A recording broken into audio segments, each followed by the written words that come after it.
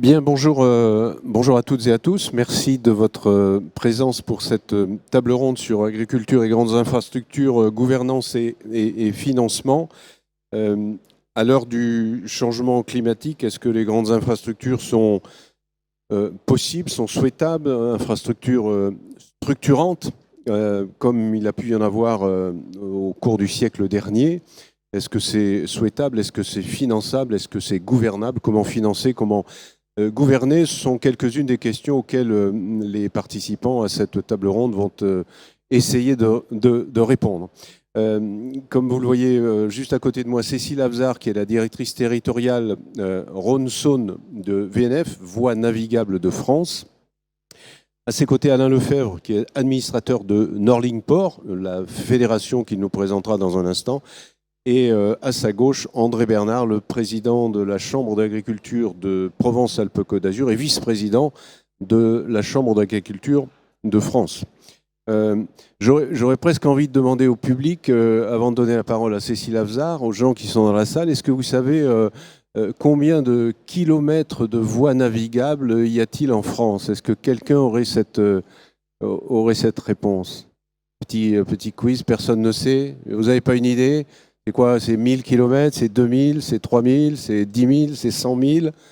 Non, vous ne savez pas? Vous ne savez pas. Allez, c'est 6700 km. Je ne me trompe pas, Cécile Avzar? C'est ça? Non, c'est bien cela. C'est bien ça. C'est bien cela. C'est bien ça. 6700 km que vous devez gérer à la fois pour la navigation, mais pas que, on va le voir. Alors, puisqu'on parle d'infrastructure, je voudrais que vous nous disiez un peu si VNF a envie, a les moyens, a le désir de développer ces infrastructures ou plutôt d'entretenir, de rénover, de restaurer des infrastructures déjà existantes. Et si elles existent, est-ce que vous pouvez nous les présenter?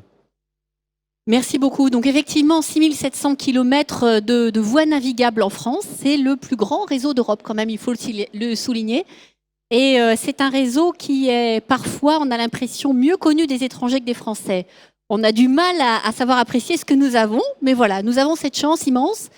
Des voies navigables donc, qui sont de deux ordres, des rivières qui ont été aménagées pour la navigation, c'est-à-dire qu'on a construit dans les rivières la Saône, le Rhône, la Seine, la Marne, le Rhin, l'Oise, enfin beaucoup de rivières en France sont navigables, c'est-à-dire qu'on a construit en fait des systèmes de barrages qui fonctionnent comme des gros seuils hydrauliques et qui permettent de toujours, en tout temps, maintenir les niveaux d'eau nécessaires à la navigation dans les rivières. Parce que c'est très simple, mais pour naviguer, il faut de l'eau. Et donc, il faut un certain niveau d'eau, un certain tirant d'eau, comme on dit pour les bateaux.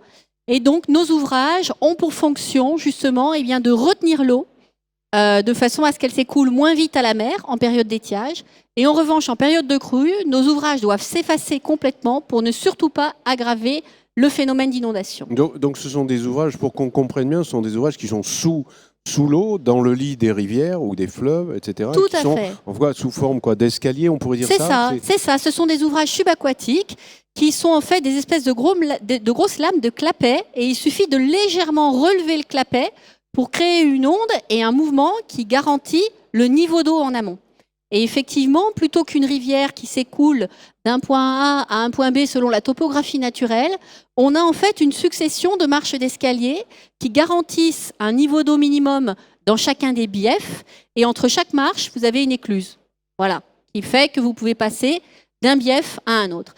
Et donc ce système-là a plusieurs avantages. Il permet effectivement la navigation, mais il permet aussi tous les autres usages de l'eau.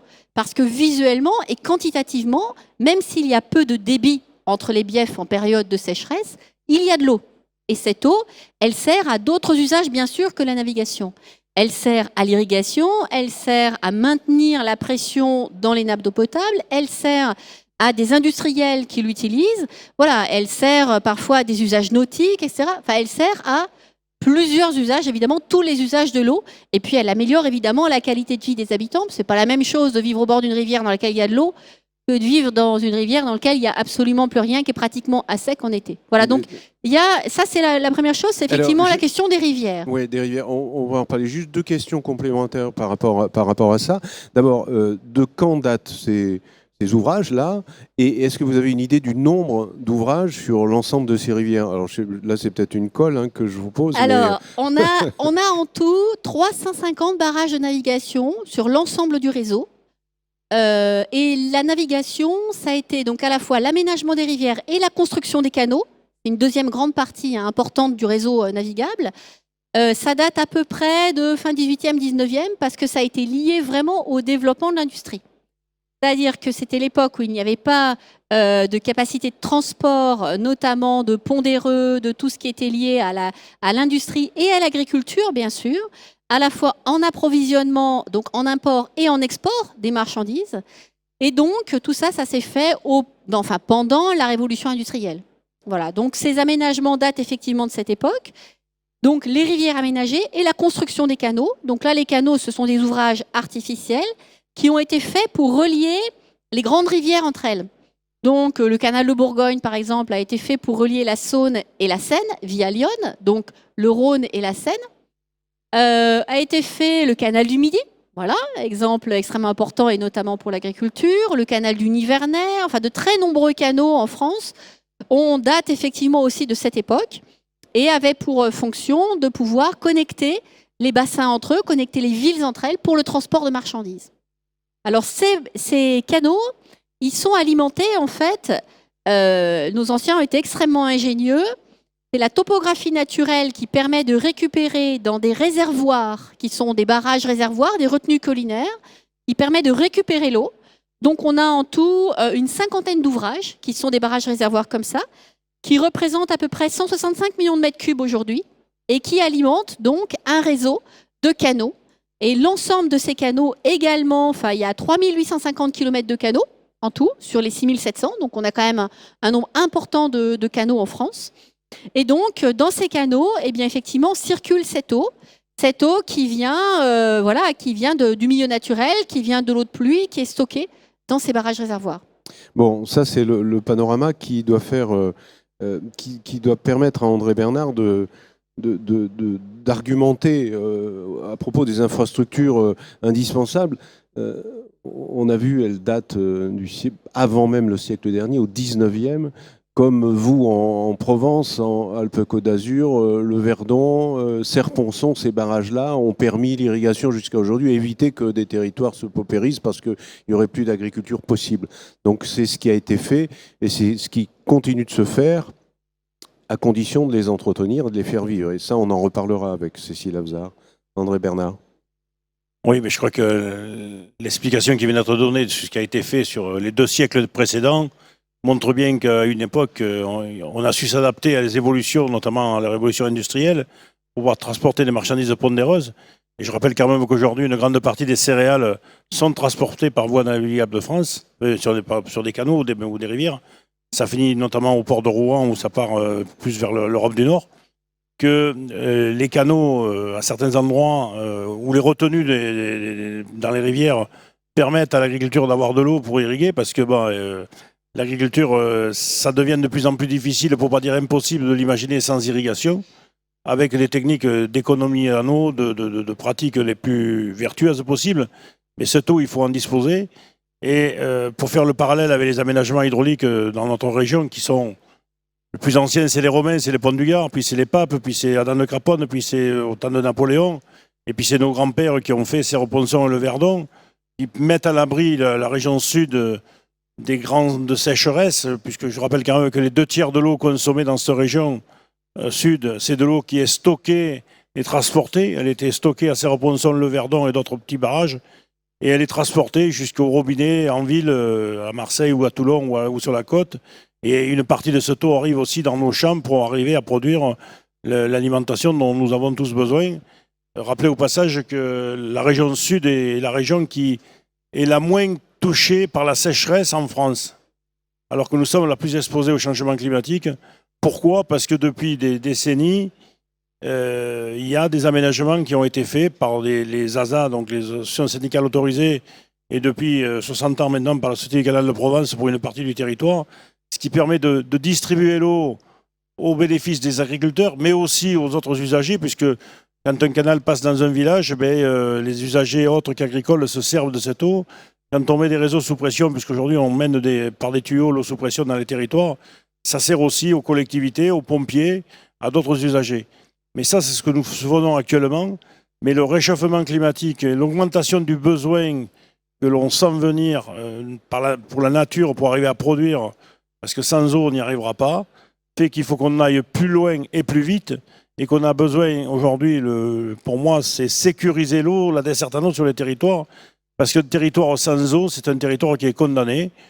Moi, je fais souvent la comparaison, ça m'arrive de me promener un peu, quand je vais à un endroit où il y a un plan d'eau, je vois d'abord de la vie autour du plan d'eau, je vois de l'animation, parce qu'il y a des gens qui font de la planche à voile, du pédalo, de la pêche ou autre.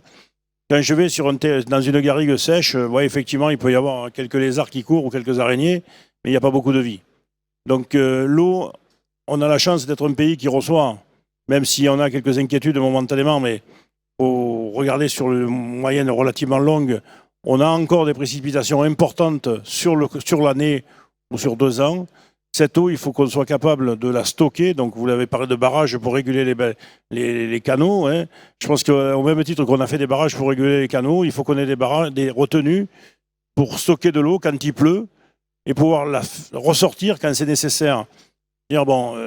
Aujourd'hui, un citoyen qui met des cuves en bas de ses gouttières, c'est un bon citoyen.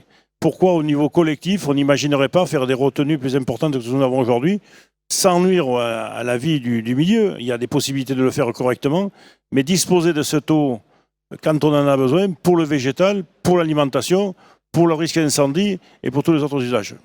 Merci André Bernard. On va parler dans un instant des financements. Je voudrais donner la parole à Alain Lefebvre, administrateur donc de Norling. Est-ce que vous pouvez nous présenter cette fédération qui agit dans tous les Hauts-de-France, donc dans le nord de la France? On s'éloigne de la région PACA. Et sur quoi elle travaille en fait?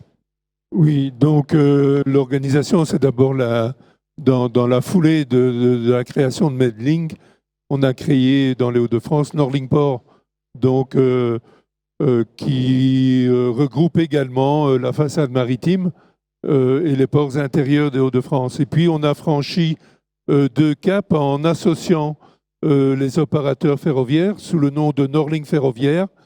On a associé aussi ce que l'on appelait le consortium fluvial, qui avait pour mission d'aider les bateliers principalement, et c'est devenu Norling Fluvial. Et nous avons décidé de fédérer ces 3 associations sous le nom de Norling Fédération, mais d'ajouter évidemment des missions complémentaires. Donc, au niveau de Norling Port ferroviaire et fluvial, c'est beaucoup du travail associatif, présence dans les salons, information, veille stratégique, partage de certaines innovations aussi, présentées aux chargeurs, présentées à d'autres opérateurs, un peu des évolutions réglementaires, etc. Et Norling Fédération, l'objectif, c'est d'aller plus loin sur différents thèmes. D'abord, de mettre en exergue l'écosystème logistique des Hauts-de-France au niveau national. Donc, nous prévoyons de présenter le système logistique dans les autres régions françaises, le Grand Est, ici, Rhône-Alpes. Il faut savoir qu'il y a pas mal de relations ferroviaires entre les Hauts-de-France et la région PACA, la Nouvelle-Aquitaine, l'Occitanie. Donc, on voudrait renforcer donc cette visibilité, justement pour favoriser le transfert modal. Au niveau fluvial, donc ça c'est pour le sud, pour le moment c'est pratiquement que des relations ferroviaires. Par contre, vers le nord, c'est beaucoup de relations fluviales. Donc nous allons présenter l'écosystème au Benelux, en Allemagne, probablement aussi en Angleterre. Et c'est présenter la façade maritime, donc les ports de Dunkerque, Calais-Boulogne. On associe à nos travaux le tunnel sous la Manche. Fonctionnellement, on le considère comme un port également, donc, qui est géré par Getlink. Et puis, il y a tous les ports intérieurs, quelques ports sur l'Oise au sud, et puis il y a les ports de Lille, il y a Delta 3, port de Valenciennes dans le nord. Et puis, évidemment, nous attendons avec impatience la mise en exploitation, les travaux.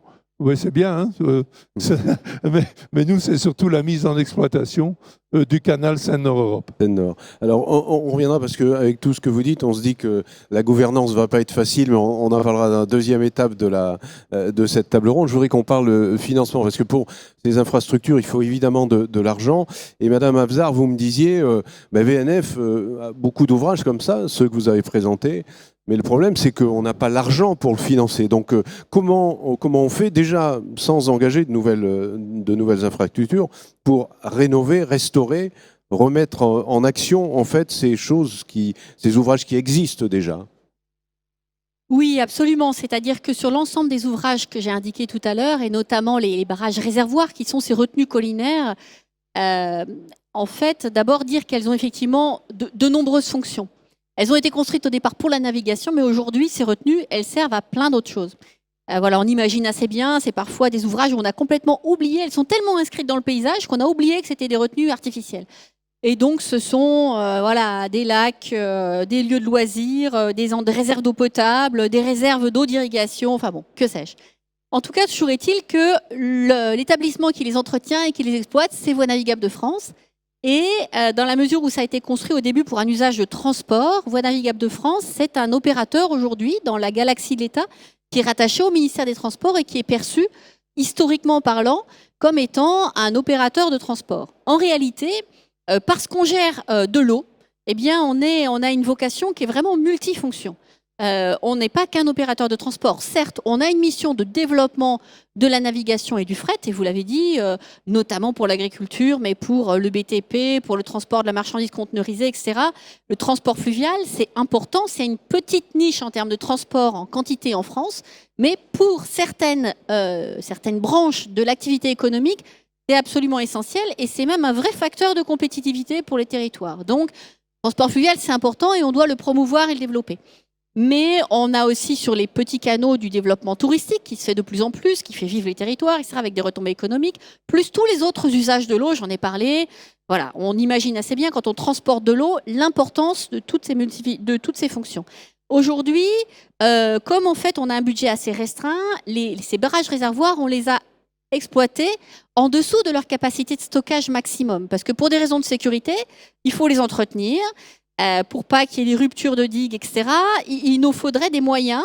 Donc, en fait, on pourrait ajouter, avec des travaux supplémentaires, dans les barrages d'aujourd'hui, 25 millions de mètres cubes. Voilà, c'est-à-dire qu'on a aujourd'hui des réserves qui font 165 millions de mètres cubes. On pourrait les porter à 190 millions de mètres cubes, les 50 réservoirs là, en faisant des travaux. Et il nous faut à peu près, pour ça, environ, je ne vais pas vous dire de bêtises, mais il nous fait à peu près une centaine de millions d'euros de travaux sur ces barrages réservoirs pour arriver à récupérer cette capacité de stockage de 25 millions de mètres cubes supplémentaires qui serviront non seulement à la navigation, mais qui serviront encore une fois à tous les autres usages.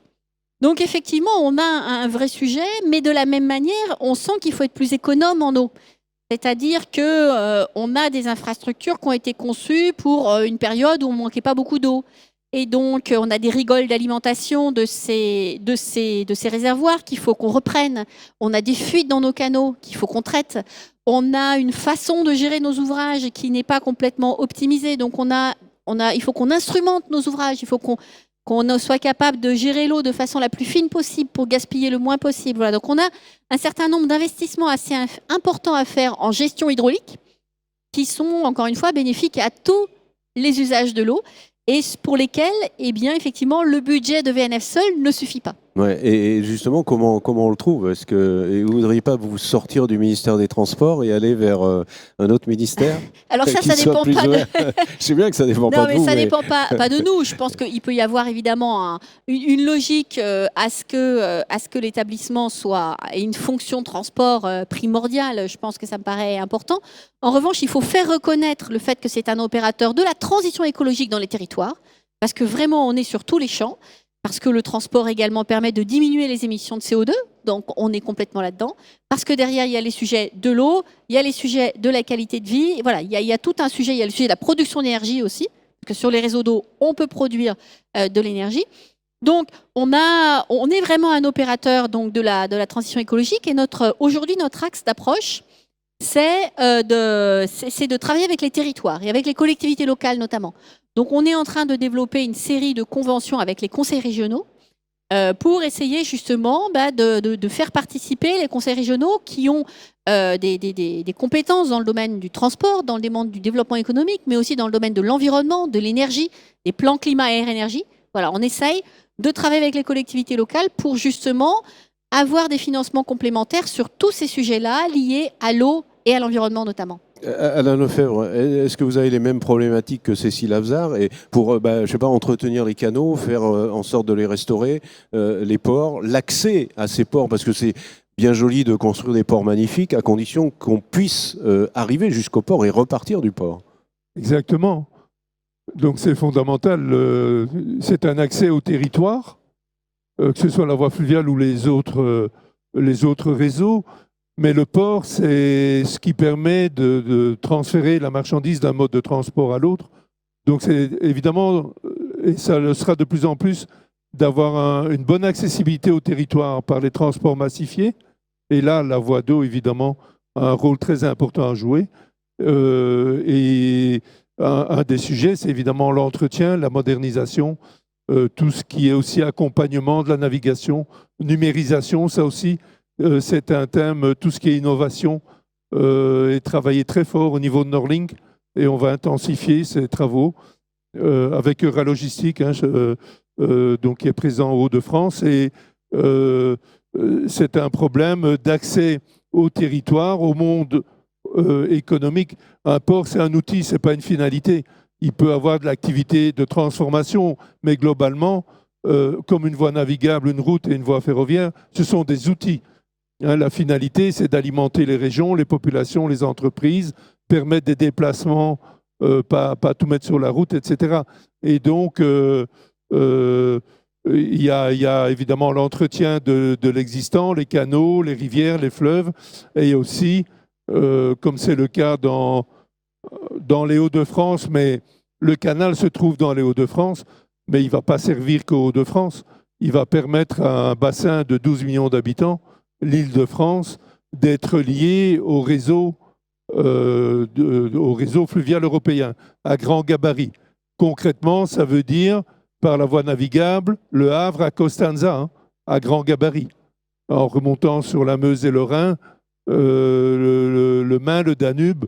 Donc c'est 3000 km. 100 km vont permettre de relier le port du Havre, passer par le canal et collaborer avec le Danube jusqu'à Cosenza. Et donc pour ça, il faut que ces voies d'accès au territoire soient d'un niveau optimum. On ne va pas faire des canaux de Panama tout le temps, partout, mais par contre, l'apport du canal Seine-Nord pour intégrer, améliorer l'ensemble du réseau fluvial européen, c'est un must. Et d'ailleurs, l'Europe ne s'y est pas trompée, puisqu'elle finance ça à 50%. Ouais. Ouais. André Bernard, quand vous avez entendu Cécile Avzar dire l'ensemble des travaux qu'il faudrait faire, ça représente 100 millions d'euros. Alors, à la fois 100 millions d'euros, c'est évidemment beaucoup d'argent, mais est-ce que c'est tant d'argent que ça au regard de l'enjeu de l'adaptation au changement climatique, de la tension sur l'eau? Est-ce que c'est tellement d'argent que ça? C'est beaucoup, mais il faut le replacer dans un contexte de la durée et ce que ça représente comme impact économique. C'est clair que quand on parle de projets d'irrigation, de la région sud, on est entre 800 millions et 1 milliard d'investissements de prévus dans les années à venir. Ça peut paraître beaucoup, mais quand on regarde ce que ça va, la durée d'amortissement de tels investissements et le service que ça va ramener, l'économie que ça représente, c'est à relativiser. Après, effectivement, il faut assembler différentes sources de financement pour arriver à construire ces projets-là. Et là, donc, effectivement, il y a une partie qui peut venir du Conseil régional. On peut saluer l'engagement du Conseil régional chez nous dans la matière. Du financement du FEADER qui arrive. Je rappelle quand même que FEADER, c'est un bout de PAC recyclé. Hein, c'est de l'argent de l'agriculture qu'on a recyclé pour les ressins. Il y a l'agence de l'eau qui intervient quand on est dans une problématique d'économie, parce qu'effectivement, nous avons des canaux à moderniser, nous avons des systèmes d'irrigation à améliorer qui permettent d'économiser l'eau pour qu'avec moins d'eau, on arrive à faire plus. Et puis, les collectivités, quelquefois, les collectivités territoriales, départements ou autres ont un intérêt à agir parce qu'effectivement, c'est le développement économique, la sécurisation sur leur territoire. Et moi, je pense que nous devons, sur les grands aménagements comme ça, au même titre qu'on sait mettre des financements européens pour faire des aéroports, des autoroutes, des lignes de chemin de fer, de la fibre optique, on devrait être capable de prendre des fonds européens pour sécuriser l'eau sur les territoires. Parce qu'un territoire avec des autoroutes, avec une fibre optique, avec des aéroports, s'il n'y a plus de vie dessous, je ne sais pas ce que ça va donner, quoi. Donc, il faut qu'on ait un équilibre dans le partage des moyens financiers et qu'on soit audacieux et que sur des durées longues, parce que un projet, ça met du temps à sortir, mais ça, quand c'est fait, ça va tenir 50, 80 ans, quoi, voire plus. Et il faut les entretenir et les adapter. Nos canaux d'irrigation qui ont été construits, pour certains, il y a plusieurs siècles, il faut savoir les faire évoluer en passant de canaux à ciel ouvert en canaux canalisation fermée, sous pression, pour apporter de l'eau de la façon dont les agriculteurs ont besoin pour pouvoir, je dirais, diminuer le volume d'eau à l'hectare. Bon, je prends souvent cet exemple-là. Quand j'étais gamin, j'arrosais à l'arrêt. On estime qu'on consommait 40 000 mètres cubes à l'hectare. Quand je me suis installé à l'âge de 20 ans, j'ai acheté un enrouleur et on était entre 6 à 7 000 mètres cubes à l'hectare. Quelques années plus tard, je suis passé au goutte à goutte et aujourd'hui, nous sommes à 4 à 5 000 mètres cubes à l'hectare pour le même résultat agronomique. Donc la marge de manœuvre, ça c'est sur 40 ans. La marge de manœuvre que permet la technologie, et demain on peut aller encore plus loin parce qu'on va introduire des techniques de meilleure capacité au sol de capter l'eau en introduisant les systèmes de couverts végétaux et changements de pratique et tout le non-labour, ainsi de suite, qui vont permettre d'augmenter la capacité du sol et d'aller vers des systèmes de pilotage avec des automatismes, parce qu'effectivement on peut maintenant, et on les a déjà mis, mais il faut le déployer, des sondes dans le sol qui permettent de vérifier l'humidité dans le sol, à quel moment la plante a besoin. Et on déclenche quand la plante dit j'ai soif, et on arrête quand la partie qui est utilisable par la plante est pleine. Il ne s'agit pas d'arroser pendant 4 heures, si en 2 heures on en a assez. Par contre, si ça se trouve, dans 8 heures ou dans 10 heures, il faudra que je revienne en remettre un peu. Et ça, c'est possible demain avec l'automatisation, avec du goutte à goutte, avec du matériel de précision. Mais ça, ce n'est possible que si on a des investissements importants qui ont été faits pour sécuriser la distribution d'eau sur le territoire. On permet aux agriculteurs de se former et d'acquérir ce type de matériel et d'avoir surtout, là, parce que s'il n'y a pas d'eau dans le réseau quand la sonde déclenche, ça ne va pas marcher. Hein. Donc il faut qu'on arrive à tout ça. Mais c'est un challenge que nous devons relever parce que nous utilisons aujourd'hui ce que nos anciens nous ont laissé. Nous sommes en train de le moderniser, mais nous devons mener une véritable politique d'aménagement structurant sur le territoire pour répondre aux défis de la souveraineté alimentaire, de l'adaptation au changement climatique et de l'utilisation des nouvelles technologies. Je voudrais, vous disiez il faut beaucoup de temps pour faire aboutir les projets. J'aimerais que vous nous parliez même rapidement de ce projet alors là, de longue haleine, d'irrigation de Haute-Provence rhodanienne, que vous avez lancé il y a, je ne sais pas, 15 ans, 20 ans, et qui sera abouti en 2030, même si il y a des choses qui commencent à exister dans le Nord Vaucluse sur le terrain. Mais il y a aussi cette question-là, c'est-à-dire qu'on est face à un défi climatique absolument gigantesque, donc face à une urgence, et à côté de ça, des projets qui mettent 20 ans, voire davantage pour aboutir. Alors, tous les grands projets, ça serait... Oui, on peut considérer qu'HPR est un grand projet, vu la surface que ça représente, le nombre de communes, l'impact que ça aura sur le territoire. Et 80 000 hectares, 80 communes. C'est 80 000 hectares, résumer. 80 communes, 40 000 hectares potentiellement mis à l'irrigation, et le service rendu aux collectivités, aux autres usagers, au territoire au passage. En prenant l'eau dans le Rhône, qui est une ressource qui, même s'il y a des inquiétudes à avoir, on a encore de la marge de manœuvre. Il faut l'économiser. Par ces techniques-là, on va économiser parce qu'on va passer à de l'irrigation, que de l'irrigation au goutte à goutte ou de la micro-aspersion, c'est-à-dire la dose d'eau apportée au plus juste quand il faut. C'est prendre l'eau dans le Rhône et la remonter jusqu'à 30-40 km du Rhône sur des hauteurs de 200-300 mètres par rapport au niveau du Rhône. C'est un projet audacieux parce qu'effectivement, c'est sécuriser ces territoires-là. Une partie de ce territoire est aujourd'hui irriguée avec la ressource locale, c'est-à-dire des associations syndicales autorisées qui prennent l'eau dans les cours d'eau naturels, les cours d'eau locaux, l'Esse et Gouvez. Ces 3 cours d'eau sont classés aujourd'hui en zone de répartition des eaux sur lequel on a des restrictions de prélèvement imposées et qui vont aller qu'en se durcissant. Donc l'objectif, c'est de faire remonter de l'eau avec des canalisations jusque sur ce territoire pour ne plus prendre de l'eau dans les rivières locales et ne plus prendre de l'eau dans la nappe du Miocène, qui est une ressource qu'il faut préserver pour l'alimentation. Seulement, si on n'amène pas de l'eau, parce que même la vigne qui ne s'arrosait pas il y a quelques décennies, aujourd'hui, sans irrigation chez nous, ça passe plus sur une grande partie du territoire. Et toutes les autres agricultures, y compris les chênes truffiers, y compris la lavande, sans irrigation, on a des problèmes. Donc ça veut bien dire que comme en Espagne, comme au Maroc, comme en Israël, et dans tous les pays méditerranéens, on doit être capable de pouvoir arroser. Nous avons une chance énorme en France d'avoir un fleuve qui s'appelle le Rhône. Le Rhône, aujourd'hui, nous l'utilisons que très partiellement par rapport au droit d'eau qu'a prévu la loi de la CNR, parce que quand la CNR a été constituée, il y a un droit d'eau qui a été réservé à l'agriculture. Aujourd'hui, bon an, mal an, nous utilisons à peu près le quart de ce droit d'eau.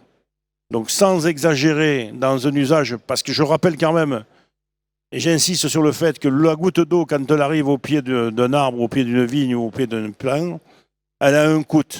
Et ce coût va impacter mon prix de revient à la sortie. Si elle est trop chère, ça ne passera pas. Donc il faut que je trouve le moyen d'en diminuer le maximum l'usage, de l'apporter de la façon la plus raisonnable possible au bord de la parcelle pour l'usage agricole.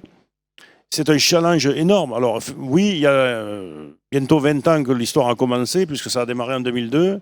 Donc on est en 2023, parce que à l'époque, j'ai reçu un courrier de l'agence de l'eau en disant il faut fermer les forages. J'ai dit écoutez, on fermera les forages, on aura mis l'eau du Rhône, parce que je ne vois pas, et on était avant la sécheresse de 2003, je ne vois pas le territoire sans irrigation demain. Donc c'est un travail de longue haleine. Nous avons la particularité d'être à cheval sur 2 régions, 2 délégations de réal, 2 DRAF, 2 conseils régionaux, voilà, c'est pas mal, quoi, avec une limite en dentelle entre nos 2 départements, puisqu'il y a même une enclave du Vaucluse qui est dans la Drôme, donc ça complexifie un peu les choses. Mais c'est pas pour ça qu'il faut s'arrêter, au contraire, il faut... Et aujourd'hui, avec le recul du temps, depuis une dizaine d'années où on est vraiment dessus, on sent bien que les choses sont en train de bouger et qu'un certain nombre d'opérateurs locaux ont commencé à faire des modernisations, lesquelles modernisations pourront être raccordées demain au tuyau quand le tuyau arrivera. Cécile Abzard, ce qu'explique André Bernard, c'est intéressant, l'enchevêtrement des compétences des uns et des autres. Ça nous amène à parler de la gouvernance de l'eau. On sait qu'en France, cette gouvernance, elle est éclatée, elle est compliquée. Si je dis atomisée, c'est peut-être un peu exagéré, mais il y a un peu de ça. Alors qu'on sait que vous dépendez du ministère des Transports, mais vous êtes acteur de la transition écologique, donc vous agissez sur tous les terrains, sur tous les champs. Donc comment parvenir à une gouvernance éclairée, mais qui soit plus simple et donc qui soit plus efficace? C'est ça la question. Je pense qu'une des façons de s'y prendre, c'est effectivement de faire vivre au niveau local le réseau des partenaires qui sont concernés. C'est vrai que voilà, VNF siège par exemple au conseil d'administration de l'agence de l'eau. Il faut qu'on ait des liens extrêmement forts avec les conseils départementaux, avec les conseils régionaux. Ça fait pas très longtemps que le directeur général de VNF est allé voir le président de la PCA et lui a présenté justement les enjeux que représentait le réseau de VNF pour l'agriculture. Et je crois ne pas faire beaucoup d'erreurs en disant que ce fut en partie une découverte. C'est-à-dire que je crois qu'il faut qu'on passe effectivement dans un moment, vous le disiez, Monsieur Bernard, on vit un peu sur nos acquis, là, aujourd'hui, tous, parce que il y a eu cette grande croissance du 19e siècle, avec, voilà, et puis ensuite, évidemment, de l'après-guerre.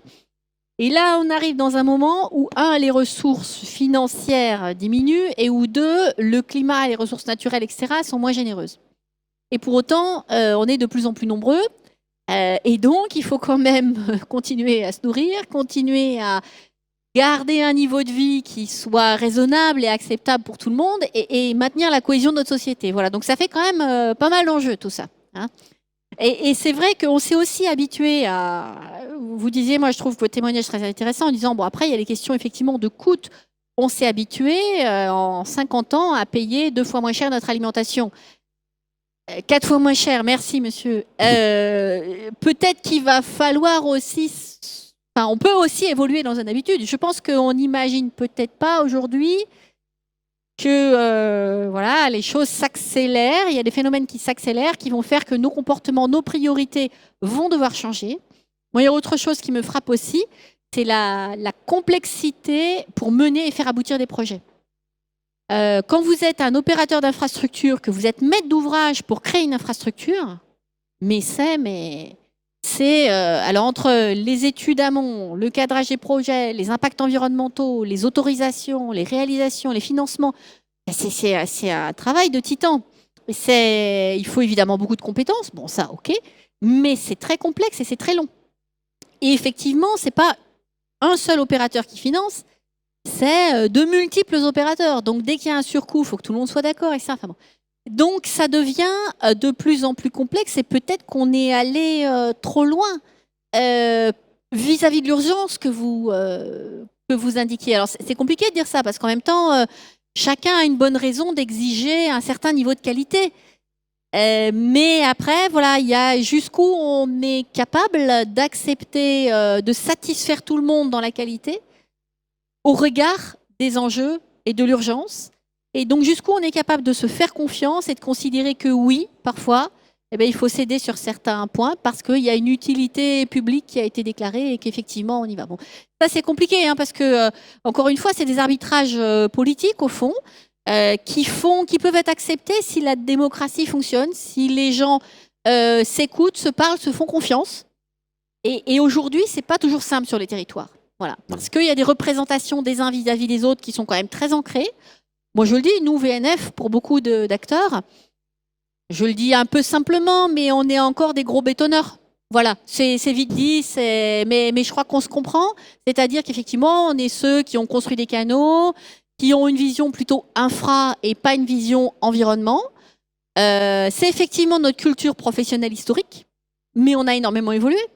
On a complètement pris conscience qu'en fait, on gère une infrastructure, entre guillemets, mais on gère une infrastructure vivante, qui est le support d'une écologie, d'une vie, d'une biologie, à la fois, je dirais, de la faune et de la flore. On en a parfaitement conscience. On a formé nos agents à ces techniques-là. On essaye dans la façon de travailler d'être le plus respectueux possible. Bien sûr, il y a des sujets encore sur nos réseaux de continuité écologique, etc. Et dès qu'on peut, dès qu'on refait des seuils, dès qu'on refait des barrages, on installe, et les agences de l'eau nous y aident, des passes à poissons pour restaurer cette continuité écologique. Voilà, je pense qu'il faut savoir se parler, s'ouvrir sur un certain nombre de sujets. Et on sait qu'il faut qu'on progresse. On sait qu'il faut qu'on progresse sur la gestion de l'eau, je l'ai dit. On est en train d'instrumenter notre réseau, on est en train de former nos agents, on est en train de faire en sorte d'être capable de superviser nos réseaux à distance pour économiser le mieux possible l'eau. Mais tout ça, c'est du temps, c'est des moyens qu'on n'a pas toujours, pas suffisamment. Voilà, on connaît les situations. Hein, et donc, ce sont aussi des arbitrages. Et je pense qu'à un moment donné, le territoire est quand même, me semble-t-il, il faut trouver à chaque fois la bonne maille, mais le territoire est quand même l'espace sur lequel les gens qui vivent doivent s'entendre. Voilà. Et donc, c'est cette démocratie territoriale qu'il faut arriver à faire vivre. Alain Lefebvre, est-ce que vous êtes confronté aux mêmes difficultés ? Quand on a échangé, vous m'avez parlé de décloisonnement, que quand on met des gens autour de la table, au tout début, tout le monde, un peu ce que disait Cécile Avzard, tout le monde un peu reste dans son silo, mais ne connaît pas réellement le voisin, même s'il le connaît, ne connaît pas ses difficultés, ses problématiques. Et dès lors qu'on met ça sur la table, d'un seul coup, on peut avancer. Dites-nous. Oui, tout à fait. Donc, c'est ce que nous avons vécu dans les Hauts-de-France lors de la création de Norlink. Avant cela, chaque port, tant la façade maritime que les ports intérieurs avaient leur stand, à la ICTL par exemple. Après, on a quand même réussi à monter un stand au nom de Norlink, mais chacun voulait ses cloisons. L'année suivante, on a commencé à décloisonner. Il y avait encore un village gaulois qui résistait à l'envahisseur. Et puis... maintenant, le stand est tout à fait ouvert. Déjà depuis 3-4 ans. Et l'année dernière, on a franchi un cap parce que tout le monde, on s'entend bien et tout le monde se connaît. Et donc, j'ai proposé de créer un groupe de travail avec les responsables commerciaux. On m'a dit c'est inutile, on se connaît. Mais je dis oui, mais ça veut dire quoi se connaître ? Et donc, dans les réunions, chacun présentait son business, ses infrastructures et son business.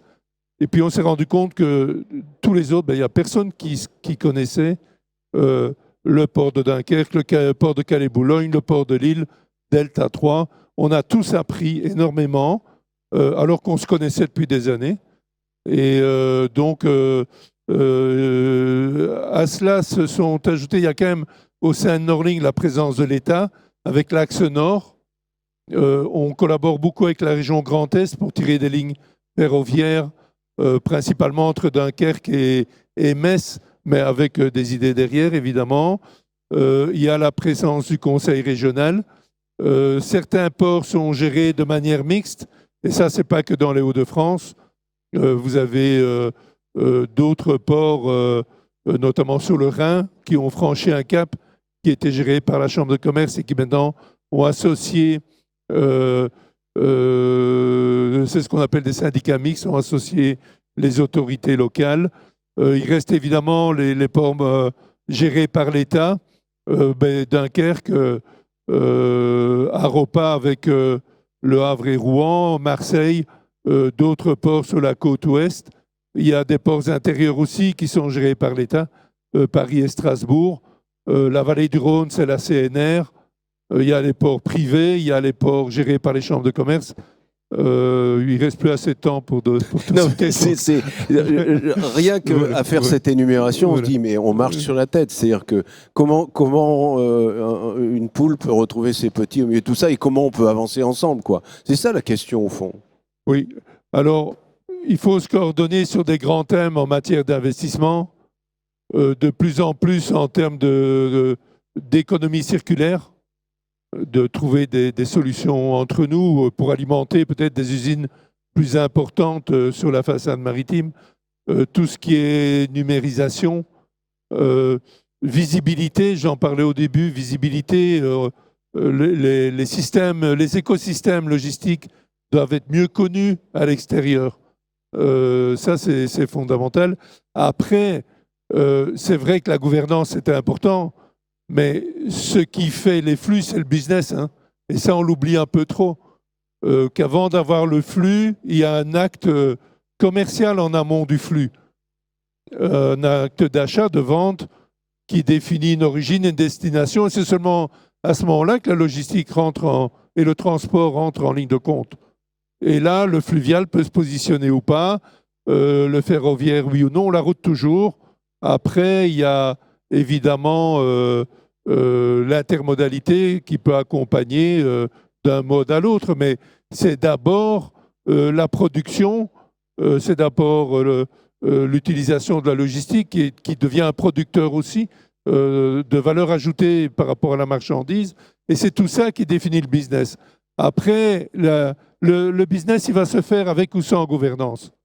Je ne dis pas qu'il ne faut pas avoir une gouvernance, mais il ne faut jamais perdre de vue que ce qui génère tout ça en amont, c'est le business. Le canal Seine-Nord, c'est la même chose. On va faire le canal.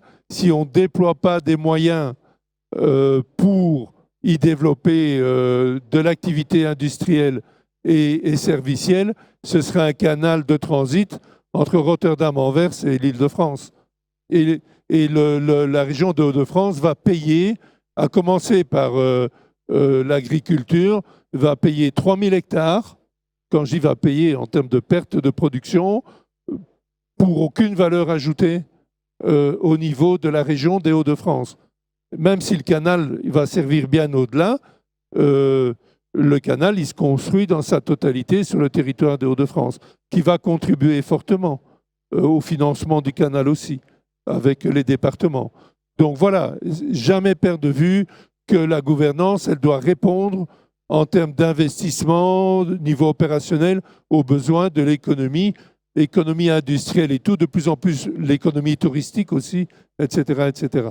Au fond, André Bernard, la gouvernance, effectivement, c'est une chose, comme le dit Alain Lefebvre, il y a le business, et est-ce qu'il n'y a pas aussi derrière la question de la volonté politique ? J'adore quand vous prenez le temps de répondre. Les silences en disent long. Hein. Non mais la volonté politique, je crois que c'est aux socioprofessionnels, c'est au monde économique de faire comprendre aux politiques qu'il faut qu'ils agissent. Je m'excuse s'il y a des élus dans la salle, mais moi, les projets clés en main portés par des collectivités, de quel ordre que ce soit, ça n'a jamais fonctionné. Par contre, des projets initiés par des acteurs de territoire économique, que ce soit des agriculteurs, des industriels, des gens du métier, qui veulent un projet, là, ça a du sens.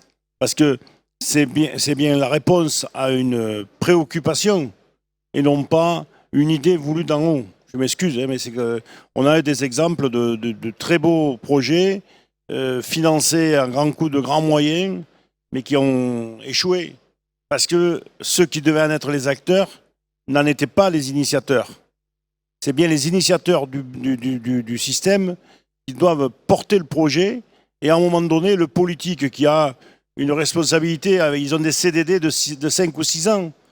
Et comme là, on parle quand même sur des projets de 20 ou 30 ans avant de les avoir faits, très souvent, on a vu passer beaucoup de maires, encore les maires, et quelquefois ils font plusieurs mandats, mais certains députés ou certains conseillers régionaux ou départementaux, on en a vu passer, des préfets, on en a vu passer, et les porteurs de projets sont toujours là. Donc il faut qu'à un moment donné, il y ait un relais qui soit pris par les politiques, mais que les politiques entendent ce que le monde économique veut, ce que le monde de l'économie souhaite pour pouvoir répondre aux défis économiques. Parce que derrière tout ça, il faut quand même il y a une nécessité économique. On ne fait pas des projets pour se faire plaisir. On fait des projets d'aménagement pour transporter, pour rendre des services. On fait des projets de connexion entre les ports, les différents modes de transport. Parce qu'il y a une réalité. Bon, je n'ai absolument rien contre les grands penseurs, mais moi, je suis un paysan de base. Hein, et ben, je pense que quand un paysan a une idée, quand il sait la porter, quand il sait agglomérer d'autres partenaires autour de ses projets, et pas que du monde agricole, il faut associer des mondes économiques, il faut associer du monde des ONG environnementales, parce que oui, il faut qu'on parle avec eux. Je suis sur d'autres projets, je suis en contact avec d'un côté FNE, les chasseurs et les pêcheurs. Parce que le projet sur le territoire, il va avoir un impact. Bon, là, pareil, sur l'irrigation, non, on ne va pas prendre de l'eau, on va en laisser dans la rivière. Et l'été, il n'y en a plus dans nos rivières, donc on va en laisser un peu plus. Ouais, donc, avec les environnementalistes chez nous, le problème, il est à peu près réglé. Bon, je ne dis pas que les politiques ont un rôle très important, mais il faut qu'ils s'approprient les projets de territoire portés par les acteurs de territoire. Et dans la problématique de la gestion de l'eau, aujourd'hui, on est passé par les clés, les sages, les SDAGE, et ainsi de suite. Les programmes, et maintenant on arrive au PTGE. Les projets de territoire gestion de l'eau. Ouais, mais c'est bien ceux qui sont sur ce territoire-là qui doivent analyser la situation dans laquelle on est. Alors on a besoin d'études, on a besoin d'experts, il n'y a pas de souci, et essayer de se projeter à 10, 15, 20, 30 ans. Parce que quand on est sur des projets d'aménagement hydraulique, on n'y est pas pour demain matin. On sait que ça va mettre du temps pour sortir, mais on n'investit pas que pour quelques années. Et le retour sur investissement, l'avantage sur un territoire, il faut le regarder sur 20, 30 ou 40 ans, en intégrant ce que l'agriculture doit subir, qu'elle subit régulièrement, c'est-à-dire des changements de cap en fonction des marchés, en fonction des attentes de la société, en fonction des évolutions de protection des cultures et autres. Je veux dire, aujourd'hui, j'ai fait une grande partie de ma carrière, entre ce que j'ai vu quand j'étais gamin et ce que je vois aujourd'hui, et ce qu'on imagine que ça peut se passer dans les 4 à 5 ans à venir, il y a un changement fondamental. Quand je regarde le Vaucluse, avant l'arrivée du canal de Carpentras et avant l'arrivée du chemin de fer, c'est-à-dire en 1800, c'était quasi désertique. Il y avait du verre à soie, de la garance et du millet à balai. Puis il est arrivé le canal de Carpentras et est arrivé le chemin de fer qui a permis d'exporter, je dis bien, du Vaucluse et des Bouches-du-Rhône, des légumes vers tout le nord de la France et vers Paris. Et ça a créé la richesse. Et puis ce système-là, il a été malmené avec l'arrivée de l'Espagne, il y avait les transports routiers, les frigos. Et aujourd'hui, on est en train de rebattre les cartes parce qu'effectivement, ces bassins de production de fruits et légumes au Maroc et en Espagne ont aujourd'hui une contrainte, c'est qu'ils n'ont pas la ressource hydrique pour alimenter correctement. Donc les cartes sont en train de se rebattre en permanence. Donc il faut être capable de jouer sur la table avec les atouts et pouvoir imaginer comment la partie va se jouer. Cécile Abzard, vous connaissez comme tout le monde dans la salle cette phrase penser global, agir local. On parle des projets de territoire de gestion de l'eau. Est-ce que c'est pas la bonne idée et en même temps la difficulté de la mettre en œuvre? C'est-à-dire avoir cette vision un peu macro et puis être sur le territoire en fonction des besoins d'un territoire, puisque tout le monde est impacté par le changement climatique. On sait qu'il faut investir, faire des infrastructures, etc., les financer. Et en même temps, tout le monde n'est pas vulnérable de la même façon. Donc voilà, est-ce que les PTGE, par exemple, est-ce que c'est une solution magique? En tous les cas, une solution qui fonctionne parce que ça vient du territoire et on met tout le monde autour de la table. De toute façon, c'est indispensable. C'est-à-dire que je pense qu'aujourd'hui, pour agir, il faut non seulement de la compétence et des moyens, mais il faut une légitimité et il faut quelque part que ce que vous faites soit compris et j'ai envie de dire validé par le territoire. Voilà, parce que très vite, il y a des oppositions. On le voit aujourd'hui, c'est très compliqué d'intervenir, de créer une infrastructure, voire même simplement de l'entretenir. Je vais vous donner un exemple. Le canal du Rhône à Sète. En Camargue, il y a un canal absolument magnifique qui part d'Arles et de Beaucaire et qui va jusqu'au port de Sète. Ce canal, il a été construit historiquement pour donner l'accès au Rhône au port de Sète et permettre à Sète justement d'avoir un débouché fluvial. Ce canal, il a toujours une fonction de transport aujourd'hui qui n'est pas très importante parce qu'il s'est énormément abîmé. Et puis, il y a une fonction de tourisme qui s'est développée dans la continuité du canal du Midi. Aujourd'hui, les retombées économiques du transport sur le port de Sète et du tourisme sont équivalentes, tant en termes de retombées économiques par an, une vingtaine de millions d'euros, que d'emplois que ça représente, les deux filières. Et puis, aujourd'hui en Camargue, vous devez le savoir, il y a des gros problèmes de remontée de sel. Salinité des sols, etc. Aujourd'hui, en fait, on découvre que ce canal, il sert à justement limiter, essayer, on fait des expérimentations à travers des ouvrages qu'on a, parce qu'on a des déversoirs d'orage qu'on peut remplir avec de l'eau du Rhône pour justement faire des épandages d'eau à certains moments. On fait des entrées un peu forcées au travers de notre écluse dans le canal pour faire rentrer davantage d'eau du Rhône, etc.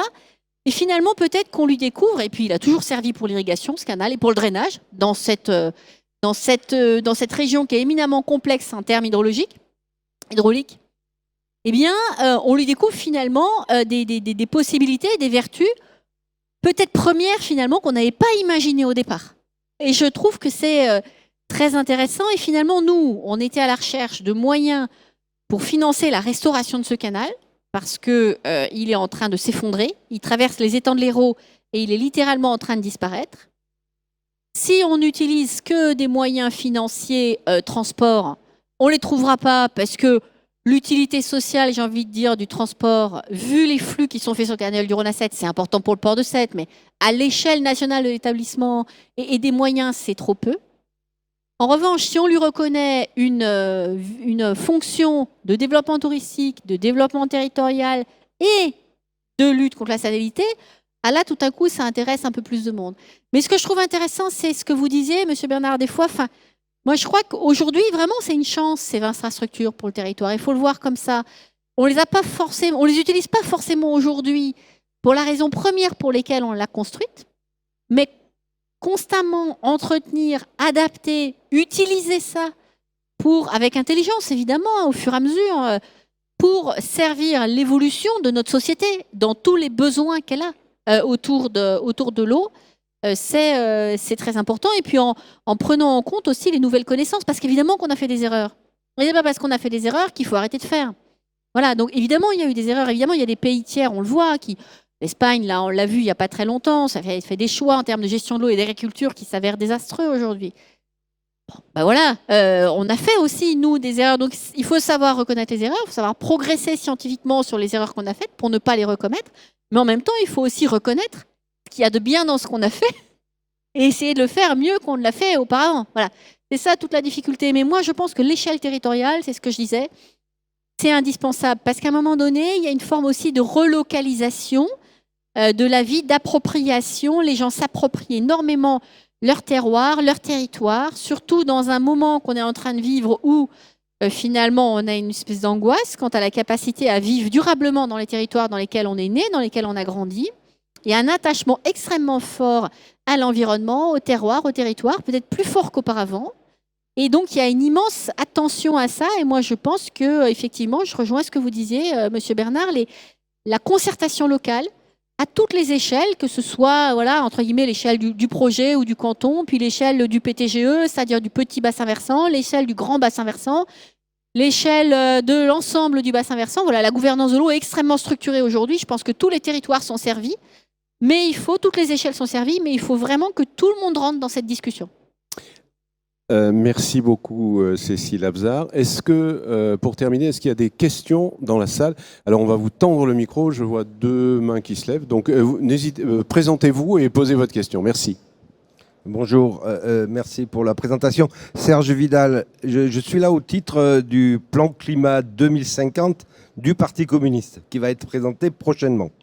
Et pour réussir la réindustrialisation et la neutralité carbone, on va avoir besoin d'infrastructures.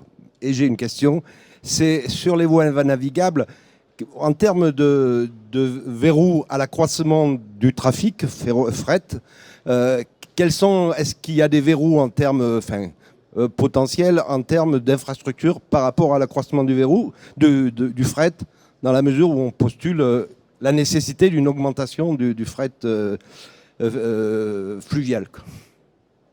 Cécile Abzard, une réponse. Donc je vais essayer d'aller vite. Oui. C'est très contrasté selon les bassins. Sur le bassin Rhône-Saône, on a une infrastructure en très bon état. Donc, et on a pourtant un transport fluvial qui est très bas, voire scandaleusement bas par rapport au potentiel non seulement de l'infrastructure, mais par rapport à l'ensemble des flux qui circulent et qui pourraient logiquement être transportés sur le fleuve. Donc le frein n'est pas un problème d'infrastructure. Alors il y a ceux qui vous disent « Ah oui, mais si on avait fait le canal Rhin-Rhône, ce serait mieux ». Peut-être, mais il faut déjà, j'ai envie de dire, montrer qu'on sait utiliser ce que déjà on a avant de se dire qu'il nous faut plus. Moi, je pense que tant qu'on n'a pas fait la preuve qu'on est capable d'être efficace et performant sur Rhône-Saône, on peut difficilement demander d'investir des dizaines de millions d'euros qu'on n'a aujourd'hui pas pour faire une nouvelle infrastructure. En revanche, sur d'autres zones, il y a d'autres choix qui ont été faits. Canal Seine-Nord, effectivement, là, un vrai sujet d'infrastructure qui a été vu comme étant un levier de développement, effectivement, du transport fluvial. Il y a certains grands axes de transport fluviaux où les infrastructures ne sont pas dans l'état et dans la qualité de l'état de ce qui existe sur une zone. Donc on a des situations assez contrastées, mais le réflexe qui consiste à dire il faut investir dans l'infra et la demande viendra, c'est pas toujours pertinent. Vraiment, c'est pas toujours pertinent. Aujourd'hui, sur une zone, il y a un grand plan de mobilisation de tous les acteurs autour de la préfète de bassin pour améliorer la compétitivité de l'offre de transport fluvial, parce qu'on a une offre qui doit gagner des parts de marché et qui aujourd'hui n'y arrive pas. Merci. Alors, une question, monsieur. Oui, bonjour, Jean-Baptiste Pastor, donc issu du transport routier de marchandises et de l'industrie. Merci déjà pour la présentation. Merci André Bernard du Sud. Je connais bien, je suis originaire de Rognes, retenue d'eau de Saint-Christophe, que vous connaissez, historique. Votre question ? Question. On a des besoins primaires, respirer, boire, manger, être en sécurité, c'est-à-dire avoir des infrastructures. Aujourd'hui, le transport et l'environnement dépendent du même ministère. Et vous nous disiez que vous aviez du mal à faire le lien entre le bas, puisque c'est l'origine, c'est le besoin qui va créer le moyen. Donc vous parliez effectivement de l'origine des territoires. Quand vous prenez ou quand vous décidez quelque chose ou quand vous émettez une idée, combien de phases et de personnes devez-vous contacter avant qu'on arrive tout en haut pour qu'il y ait cette notion et de réponse qui s'appelle utilité publique? Et je vois même, j'irais même derrière ça, c'est de l'utilité de l'avenir de la vie. L'être humain, l'animal, le végétal, et on dépense tous des uns des autres. Quels sont les freins que vous rencontrez? Le nombre de personnes, l'engagement des territoires, donc le chemin parcouru, ou la tête? Mais merci. Alors une réponse, s'il vous plaît, courte, parce qu'on arrive vraiment au terme de cette table ronde. Je ne vais pas répondre rapidement, mais je peux vous dire que c'est clair que sur des projets de cette dimension-là, et pour ceux que je connais, s'il n'y a pas une équipe qui prend le taureau par les cornes, excusez-moi l'expression, et qui sait tisser une toile d'araignée, c'est ça le terme. Il faut arriver à faire rentrer, je dis souvent que le son en stéréo est mieux qu'en solo, parce que même avec ma grande voix, ça ne passe pas. Par contre, j'ai la chance d'avoir des collaborateurs, des gens qui sont avec moi sur le projet et qui savent aller porter la voix à différents niveaux pour que ça arrive au plus haut niveau de l'État, du conseil régional, le préfet ou la préfète. Parce qu'à un moment donné, il faut, pour gagner une partie, il faut que vous sachiez convaincre l'administration, les services, les élus politiques locaux et que vous ayez la capacité de faire passer le message en haut. Et que ce soit le même message. Voilà. Et il y avait un slogan qui était porté par la SNCF à une époque qui dit « Le progrès ne vaut que s'il est partagé ». Donc un bon projet, il n'est bon que s'il est partagé par ceux qui vont en être les acteurs et qu'on sait faire comprendre à l'environnement de ce projet, donc ceux qui peuvent financer, ceux qui peuvent aller chercher les financements à l'Europe, parce qu'il faut aller chercher des sous à l'Europe comme ont fait les autres pays européens sur des projets comme ça. Il faut chercher l'agence de l'eau, le conseil régional, la CNR, en fait cet environnement qui est capable d'apporter. Parce que personne ne détient la solution seule. Par contre, une équipe peut apporter des morceaux. Merci beaucoup pour cette réponse. Non, Monsieur Amen, désolé, mais on n'a pas le temps parce que voilà, les tables rondes vont s'enchaîner. Je voudrais remercier particulièrement Cécile Avzar qui est venue participer malgré une cheville en très très mauvais état. Je voulais remercier évidemment André Bernard et remercier tout particulièrement Alain Lefebvre qui est venu de tournée en Belgique spécialement pour participer à cette table ronde. Merci à tous les trois, vous pouvez les applaudir.